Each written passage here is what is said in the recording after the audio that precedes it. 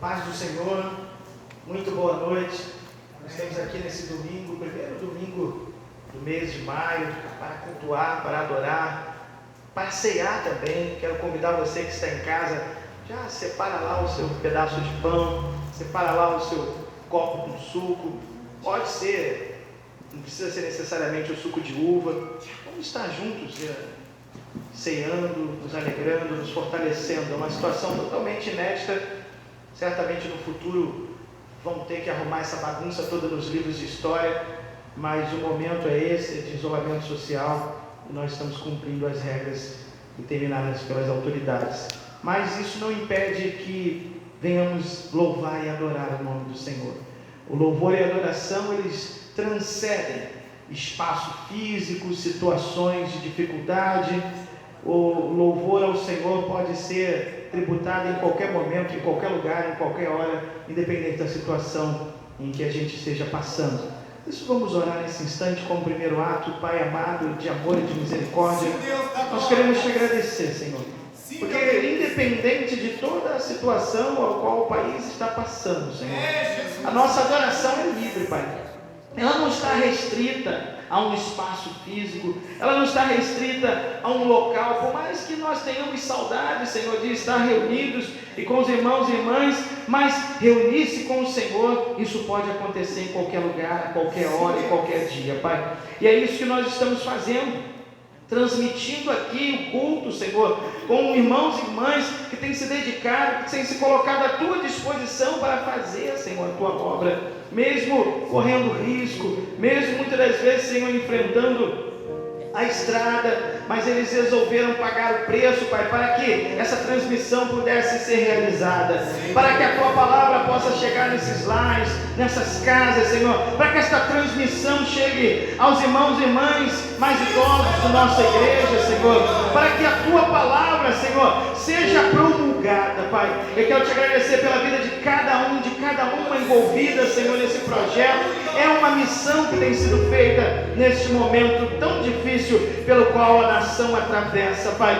Deus, nos guarda, nos livra, Senhor. Não permita que venhamos a contrair, Senhor, esta pandemia. Não, Senhor, alguns dizem todos vão pegar, mas eu não quero pegar, Senhor. Eu acredito que orando, que clamando a Ti, Senhor, não precisa experimentar a doença para poder dizer que passou. Não, dá livramento, Senhor, que nem venhamos a pegar, que nem venhamos a adoecer, Senhor, com essa pandemia, e que ela vá embora, Senhor, que passe bem rápido, e que esta nação seja reconstruída, que esse país seja reconstruído, Senhor. Os milhares de desempregados, as famílias que já começam a passar, Senhor, fome, as pessoas que desesperadamente já começam a entrar, Senhor, pelas agências bancárias, mesmo sem ter esperança de receber o benefício, mas não tem outra saída, e aí saem de casa para tentar encontrar o alimento, Senhor.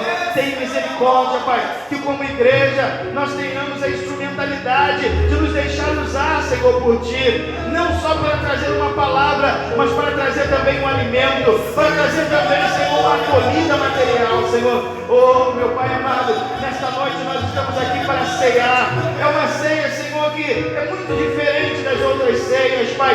Ela é alegre e ao mesmo tempo triste. Alegre porque nós podemos confiar naquele que venceu, naquele que superou os problemas, mas triste porque nós não podemos estar na companhia dos nossos irmãos e irmãs. Então conforta o nosso coração, fortalece as nossas almas, Senhor. Aquele irmão, aquela irmã que nos ouve nesse instante, que está aí dentro de casa já angustiado, agoniado, querendo sair, ó Deus amado, coloca paz e tranquilidade no coração, coloca no coração desse irmão e dessa irmã, Senhor, a certeza de que não está só, de que o Senhor passa junto conosco por essa situação e por essa dificuldade. Toma esse culto em tuas mãos, Pai, a direção de tudo que vai ser cantado, de tudo que vai ser dito, e tão somente, Senhor, que seja para honrar, engrandecer e glorificar o Teu santo nome. É tudo quanto pedimos, e gratos somos desde já, em nome de Jesus. Vamos adorá-lo, vamos, através dos louvores, exaltá-lo. Amém. Vamos declarar a videira. Deus é a nossa videira. Ele quebra todas as cadeias, todas as dificuldades. Ele é Deus. Aleluia.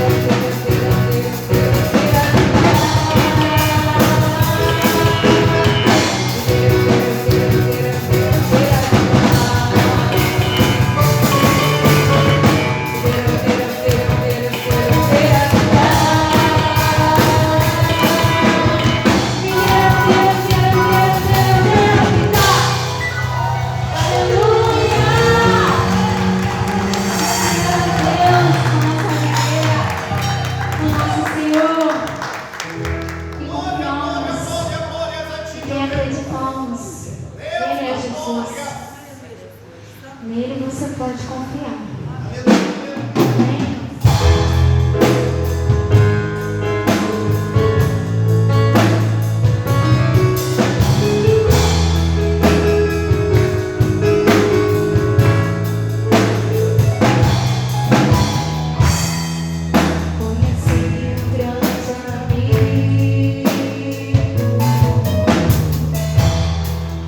Ele é filho de Deus.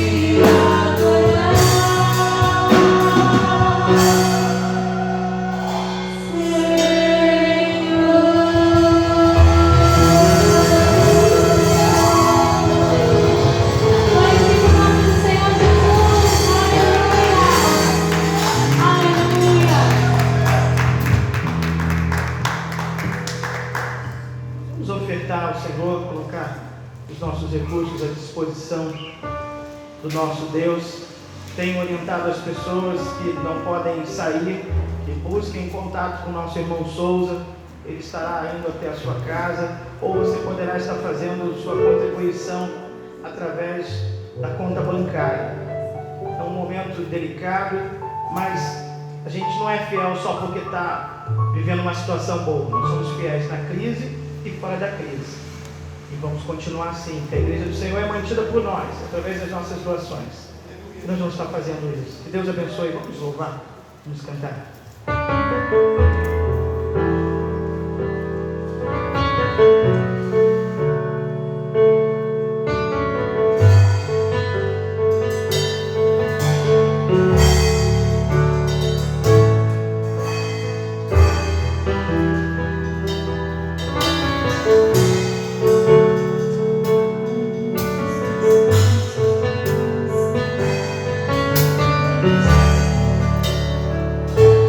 Pode ser que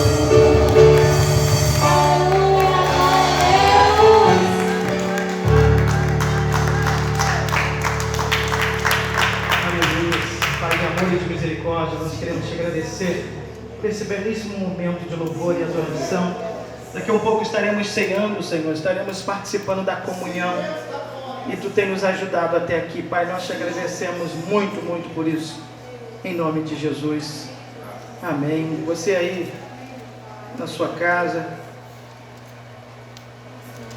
aos que estão aqui, nós vamos estar abrindo as nossas Bíblias no primeiro livro de Reis, o capítulo de número 19. Hoje nós vamos falar a respeito de um sentimento que é peculiar e inerente a cada um de nós seres humanos, e não só a espécie humana, mas toda e qualquer espécie que anda sobre esta terra, o medo. Tanto seres humanos como animais, coadunam, participam desse sentimento.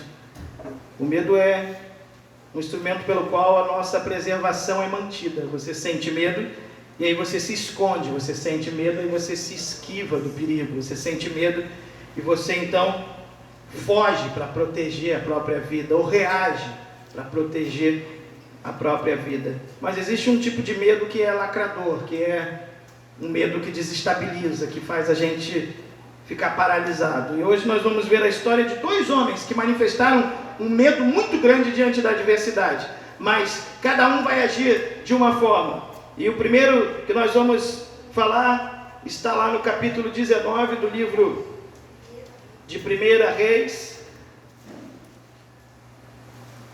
Jezabel ameaça Elias, versículo 1, capítulo 19 do primeiro livro de Reis.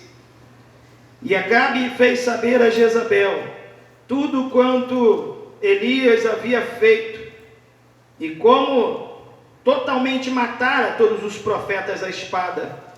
Então Jezabel mandou um mensageiro a Elias e disse: assim me façam os deuses, e outro tanto, se de certo amanhã, a estas horas, não puser a tua vida como a de um deles, o que vendo ele, se levantou para escapar com vida, e foi e veio a Berseba, que é de Judá, e deixou ali o seu moço.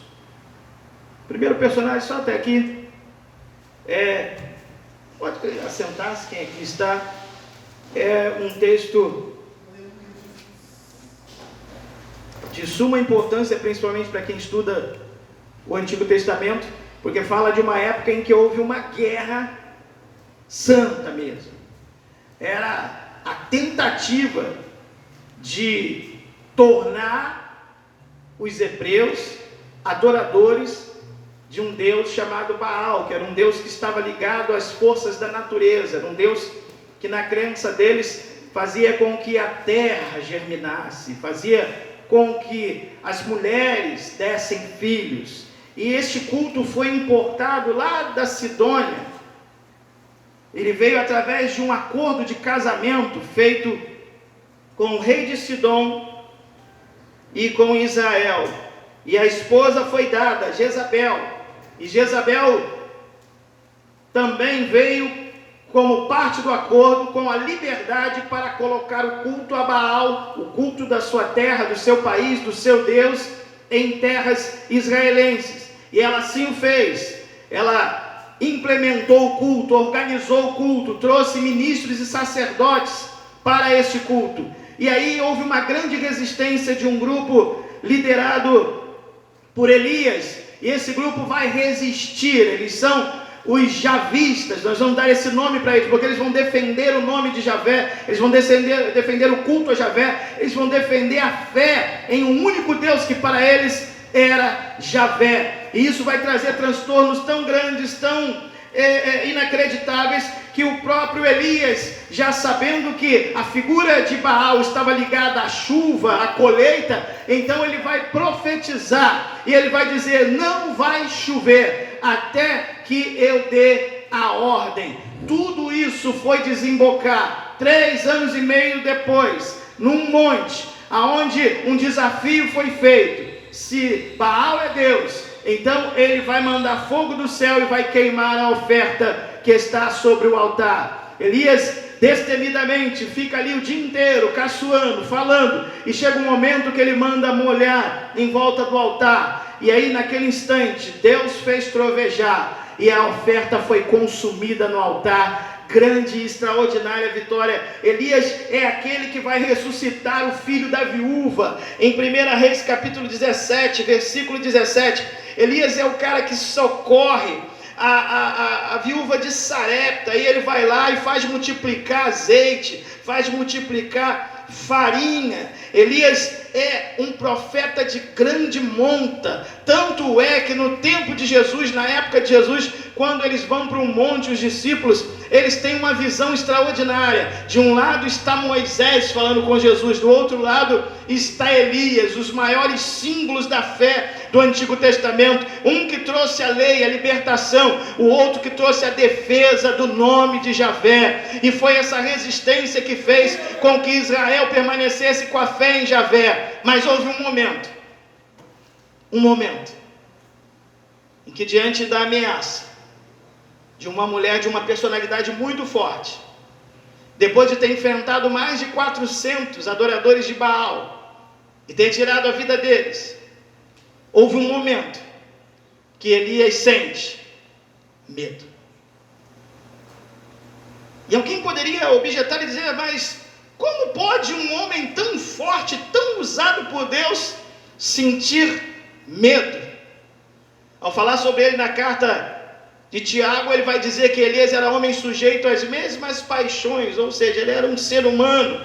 Apesar de ser um instrumento muito forte usado por Deus, ele é como eu e você. ele sente como eu e você, ele tem percepções como eu e você temos diante de situações. E existe uma coisa que, como crente, você precisa aprender, que a vida emocional não é uma linha reta. Hoje você pode estar muito bem emocionalmente falando, amanhã você pode estar em depressão, amanhã você pode estar fazendo um tratamento psiquiátrico. Não há uma garantia nessa vida que nós venhamos a passar por ela sem ter problemas. Pelo contrário, linha reta é só quando há óbito. Quando há óbito, a linha fica reta. A contagem das batidas do coração se torna uma linha reta. Enquanto você está vivo, ele pulsa, sobe e desce. E assim é a minha vida e a sua vida. Ela é composta e recomposta de altos e baixos. Hoje você está muito bem, não se carte, não julgue os outros, não fale da vida alheia, não diga, não emita valores sobre coisas que você não conhece, que não sabe, que não passou por aquilo. Cada um tem a sua vida. Cabe a nós orar e ajudar aqueles que estão em dificuldades, mas amanhã ou depois, todos nós podemos passar por momentos críticos como esse. Ele foge, o grande profeta, com muito medo e desgostoso da vida, pede para morrer. Deus não o abandona, socorre ele no deserto, manda corvo levar alimento para ele, faz brotar sombra sobre a cabeça dele. Isso para mostrar o cuidado que Deus tem com a minha vida e com a sua vida, independente do momento em que a gente esteja passando. Às vezes vivendo uma tristeza terrível, uma tristeza poderosa, mas nem assim Deus abandona a mim e a você, nem assim Deus deixa de cuidar da nossa vida. E muitas das vezes nós nem estamos sentindo Deus, mas isso não significa que Ele não esteja lá. Talvez Elias estivesse num momento tão crítico que ele nem sentisse mais a presença de Deus, mas Deus estava ao lado dele, cuidando dele, zelando pela vida dele. Glória, glória, glória a Deus, aleluia, Deus da glória. E depois de ficar deprimido no deserto, vem a comida, ele recobra o ânimo e ele vai para o monte. Só que ele não foi para o monte para ficar orando no monte, como muitos irmãos e irmãs fazem. Ele procura no monte uma caverna para se esconder, porque ele está sentindo muito medo. Essa semana eu vi, assistindo um filme, é um filme futurístico, a Terra acaba. O americano adora fazer filme de terra que acaba, né? Seca rio, não dá mais para plantar nada.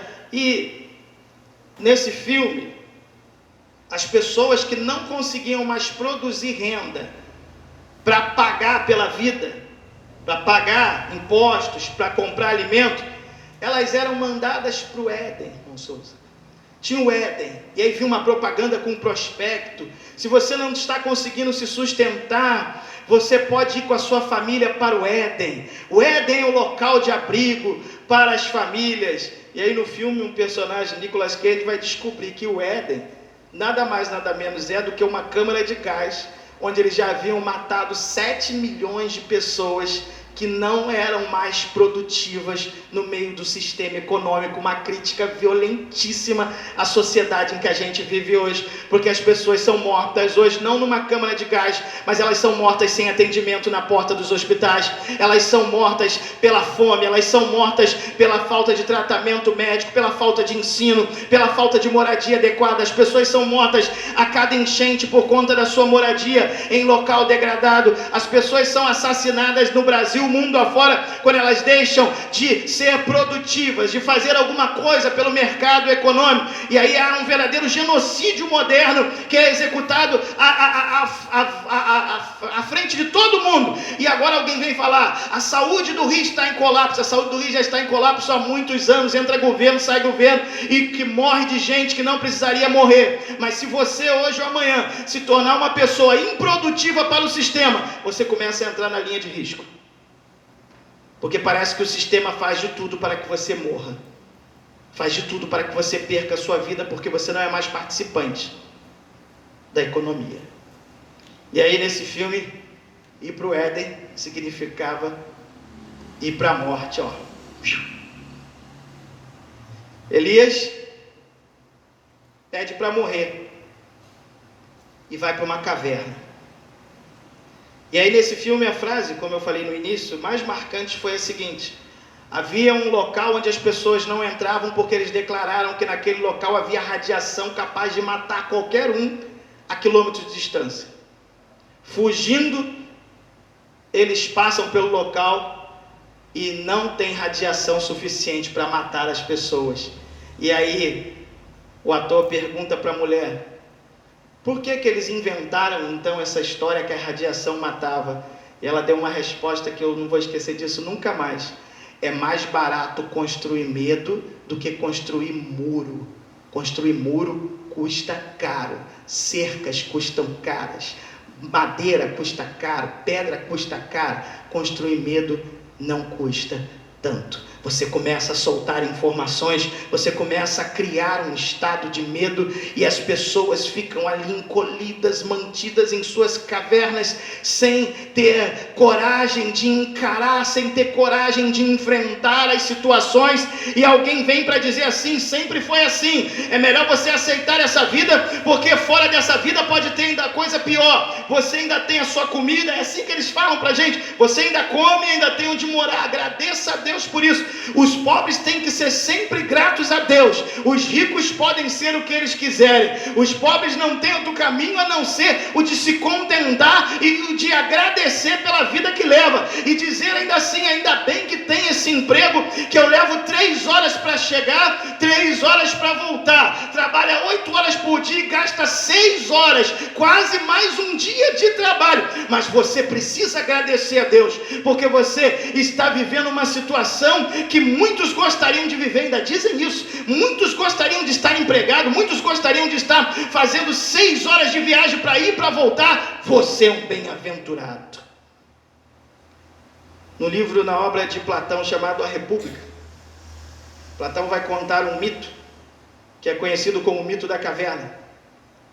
E o mito diz o seguinte: homens acorrentados há muito no fundo de uma caverna, virados para a parede, atrás deles uma fogueira, passavam coisas, objetos e pessoas do lado de fora da caverna, e eles viam as sombras, muito mal, viam as sombras daquilo que acontecia lá em cima. Eles não tinham noção da realidade, eles só tinham noção de uma parte do que acontecia, que vinha através de sombras.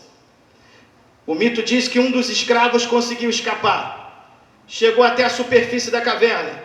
Quando ele dá de cara com o sol, ele fica cego, porque ele não tem contato com o sol. Ele nasceu já na caverna, acorrentado. Então ele não consegue enxergar, por muito tempo ainda fica cego. Mas com o passar dos dias, o olhar dele, a visão dele vai se acostumando com a luz, vai se acostumando com o sol. Ele fica tão entusiasmado com o que ele vê do lado de fora, um mundo enorme do lado de fora, uma vida boa do lado de fora. Ele diz assim: eu preciso voltar para avisar os meus companheiros, eu preciso voltar para avisar quem está lá no fundo da caverna. E quando ele volta para avisar, as pessoas o agridem, as pessoas não acreditam nele, as pessoas dizem: é melhor ficar aqui no fundo dessa caverna acorrentado do que acreditar nas mentiras que você está contando. A vida sempre foi assim, nós nascemos aqui, vamos morrer aqui. Essa caverna é o local onde nós devemos permanecer até a nossa morte. Platão contou isso se referindo a Sócrates. Para Platão, Sócrates era o rei filósofo, alguém que saiu da caverna e com inteligência e sabedoria deveria governar os atenienses, deveria governar sobre Atenas. Paulo também pensou nesse mito. Paulo leu Platão e lá em Colossenses capítulo 2, versículo 16, ele dá um outro significado. Ele diz assim: o que a gente vê aqui é sombra de uma realidade maior. O que a gente vê aqui é imperfeito, porque há algo maior e superior perfeito, mas não é aqui. Para Paulo esse mundo é uma caverna, para Paulo esse mundo é um local de corrente, para Paulo só há libertação quando chegar o grande dia. Para ele, inclusive, o corpo que nós estamos é um corpo que não é atendedor daquilo que precisa ser, e no futuro esse corpo será glorificado.